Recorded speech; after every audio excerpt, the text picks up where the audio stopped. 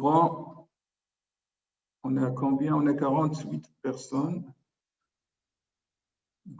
Bismillahirrahmanirrahim. Donc, chers étudiants, nous allons commencer notre séance concernant l'analyse de la radiographie thoracique. Comme j'ai dit, ce document est un document très important parce qu'il va vous accompagner dans votre parcours médical.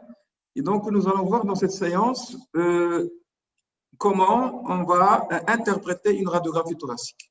Il y aura une autre séance après concernant les anomalies, les principales anomalies. Ici, on va voir comment interpréter une radiographie thoracique. Donc, comment on obtient une radiographie thoracique?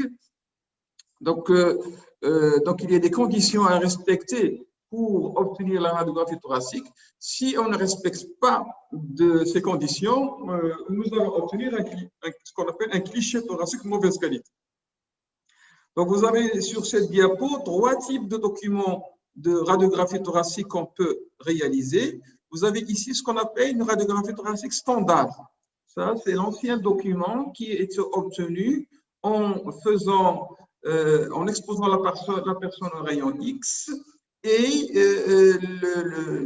les rayons X vont imprégner un film. Il y a un film argenté qui est, donc voilà la personne, il est là. Les rayons X vont traverser la personne de son dos et il y a un film ici qui va être imprégné par les rayons X. Et donc, ce film, c'est un film argenté. C'est quoi argenté? Ça veut dire qu'il a une couleur qui est blanc grisâtre. Et donc, lorsqu'il va être imprégné par les rayons X, ça va devenir noir. Et donc, pour obtenir le document, donc on prend le film et on l'expose à des produits chimiques, on le traite chimiquement pour obtenir ce document-là, qu'on appelle la radiographie thoracique standard. Ça, c'est l'ancien document. C'est un document grandeur nature, c'est-à-dire qu'il correspond aux mensurations de la personne.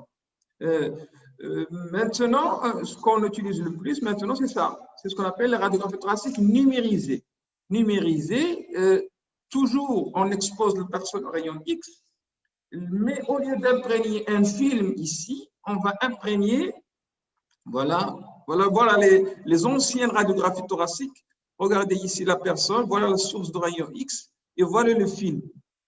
Ça, c'est lors de la découverte de la radiographie thoracique. Vous avez la source, elle est là, la personne elle est assise ici. Bien sûr, les choses ont changé après. Donc là, voilà les choses, comment ils ont évolué. Vous avez la personne qui est là. Vous voyez la position qu'elle fait pour... Elle plaque son thorax sur le film. Voilà. Et le film va être imprégné par les rayons X. Ça, c'est la radiographie thoracique standard. Et donc, par contre, la radiographie thoracique numérique, donc là, numérique, donc ça, le film argenté, c'est le standard. Dans la numérique, vous avez ça. Vous avez une station où le technicien, il est là. Les rayons X vont imprégner un capteur de rayons X. Donc voilà, je vous donne un autre schéma plus proche du capteur de rayons X. Si je l'ai, voilà. Voilà le capteur de rayons X, il est là. Et donc, ce n'est pas un film. Donc, il n'y a pas de film. Donc, il y a des capteurs numériques qui vont transférer les données à un ordinateur ici. Il est là, l'ordinateur. Et cet ordinateur, qu'est-ce qu'il va faire? Donc, voilà, je reviens à l'ancienne diapo. L'ordinateur, il va visualiser, il va traiter l'image, il va visualiser. C'est comme si on va prendre un appareil photo. Vous connaissez la photo numérique, l'appareil photo numérique? Donc, dans votre smartphone, dans votre portable ou les appareils numériques photo, donc c'est des capteurs qui vont être sensibles aux photons, mais ici, ce sont des capteurs sensibles aux rayons X.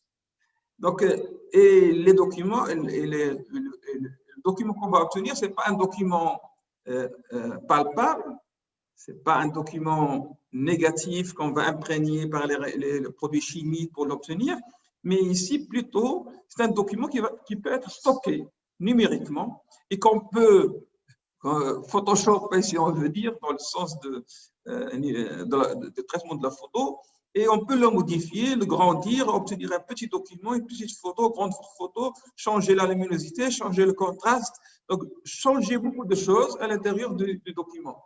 Et la possibilité de changer c'est bien et c'est mauvais. Ça dépend de ce que vous voulez. Donc, si on le change de manière hasardeuse, vous allez modifier les données de l'image. Et donc, qu'est-ce qu'on va faire? Pour obtenir la radio numérique, vous avez ici une imprimante qui va imprimer le document. Donc, on ne va pas utiliser des produits chimiques. Le produit, la radio numérique, elle est toujours stockée dans l'ordinateur. Et donc, on a la possibilité de l'archiver, de l'utiliser après éventuellement. D'accord? Donc, voilà la radiographie thoracique numérique. Puis, vous avez d'autres documents qui sont pratiquement en train d'être abandonnés. Pourquoi je vous donne ces différents types de documents?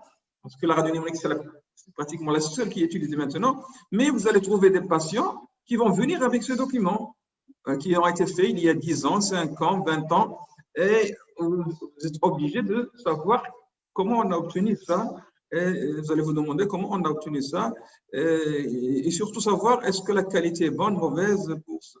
Donc, vous avez aussi la possibilité de trouver ça, ce qu'on appelle la radiophotographie. La radiophotographie, voilà, la radiophotographie, c'est un petit document, très, très petit document. Donc, il y a deux tailles. Il y a ce qu'on appelle taille 7 sur 7 et 10 sur 10, 10 cm sur 10 cm. C'est un document que vous allez trouver dans les centres de santé et surtout dans les centres qui s'occupent de la tuberculose, les CDTMR. Donc, les centres de traitement de la tuberculose. Ces patients-là, pour les suivre, on était obligé d'avoir des documents qui ne coûtent pas cher. Donc, par exemple, si vous prenez le coût de la radiographie numérique, ça peut être aux alentours de 300 dirhams à peu près.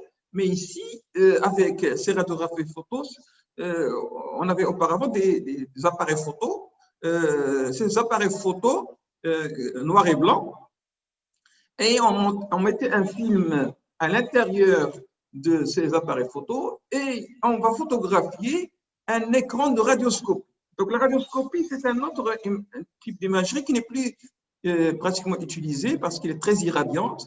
Et c'est dans cette radiographie radioscopie, c'est un écran télévisé qui va être imprégné par les rayons X. Et donc, vous aurez le contraire de ce que vous voyez ici. Ce qui est blanc dans la radiophoto ou la radiographie thoracique, il est noir dans l'écran télévisé qui va être imprégné par les rayons X. Puisque l'écran est noir, et lorsqu'il va être imprégné, il va devenir fluorescent et ça va donner une lumière blanche lorsqu'il est imprégné.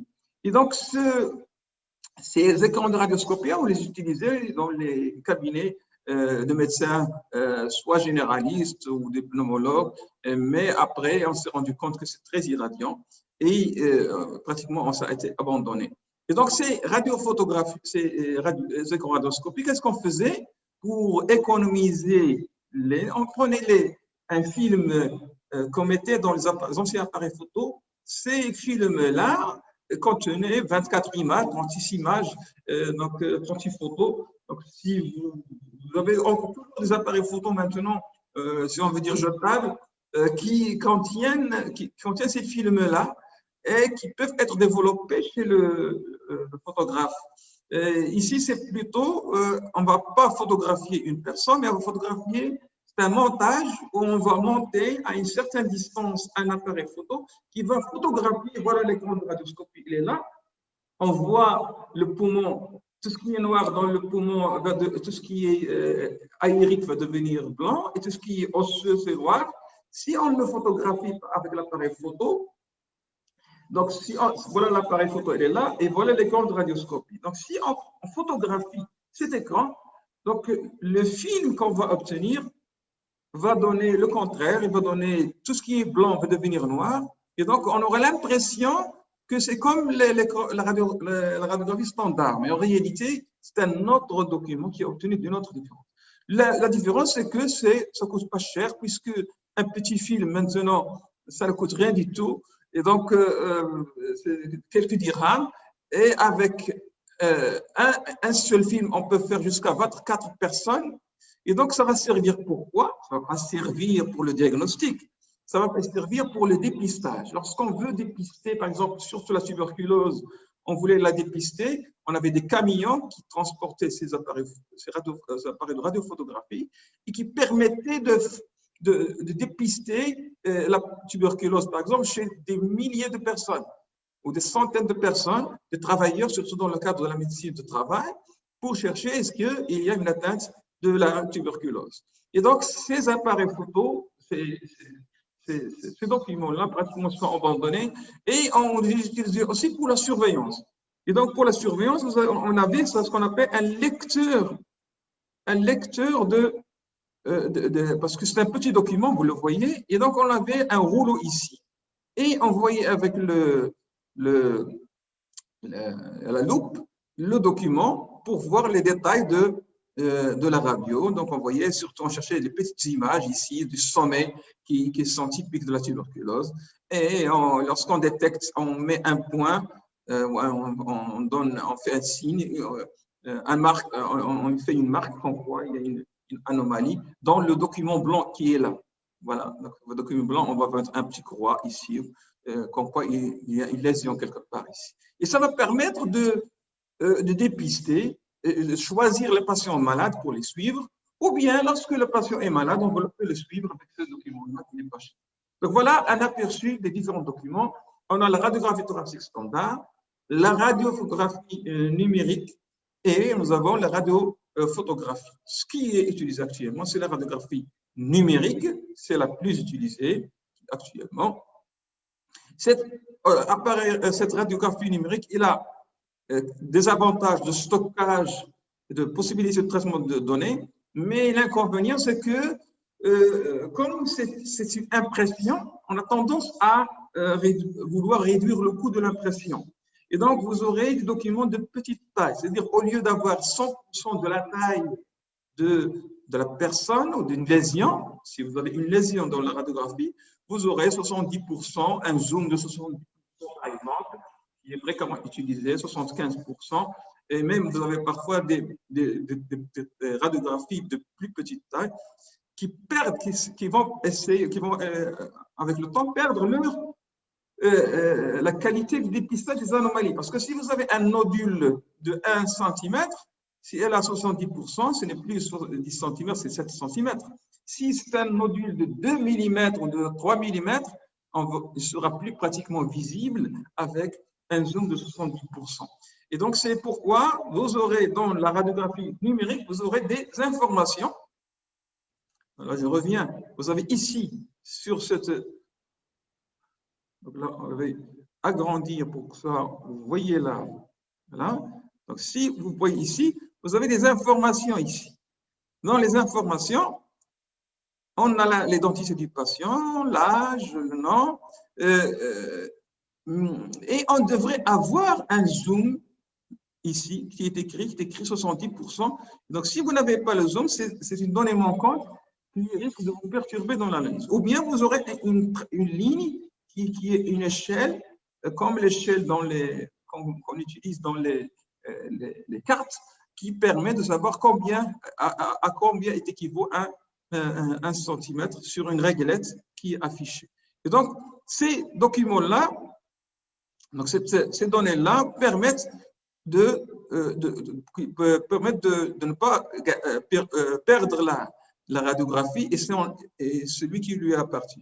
Donc voilà, j'essaie de voir, est-ce qu'il y a l'autre information? Est-ce qu'il est là? Non, on n'a pas l'information je cherche l'information du zoom. Donc, elle n'est pas là.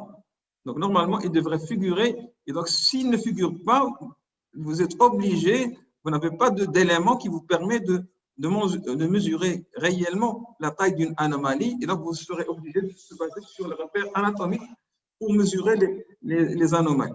Et donc, voilà.